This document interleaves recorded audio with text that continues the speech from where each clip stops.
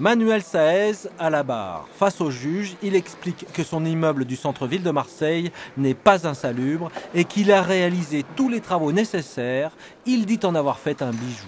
Plusieurs experts sont venus visiter le bâtiment. Ils sont tous arrivés aux mêmes conclusions. L'édifice ainsi que les logements sont inhabitables. La mairie et la préfecture ont pris des arrêtés d'insalubrité irrémédiables.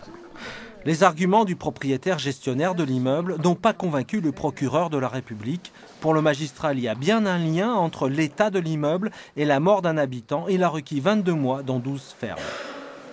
La famille de Ramdan Fekari est présente elle aussi à l'audience. Le locataire est mort le 13 février 2007 en tombant dans les escaliers. L'avocate de la famille a dénoncé l'exploitation de la pauvreté et la mise en danger de la vie des occupants. Quelle valeur donne-t-il, ce monsieur, à la dignité? Quelle valeur donne-t-il à la vie? Puisque pour l'économie de quelques centièmes d'euros, bien un homme est mort, puisque la minuterie de l'escalier était tellement courte que les locataires étaient obligés de descendre avec une lampe à la main. Manuel Saez estime avoir fait le nécessaire pour maintenir son immeuble dans un état satisfaisant. Avec son avocat, il rejette la responsabilité sur les services de l'État et la politique du logement. La responsabilité de la mairie, mais aussi de la préfecture, ne doit pas être écartée.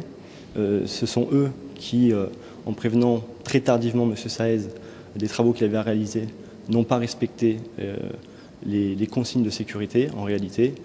Les juges rendront leur décision le 14 mars prochain.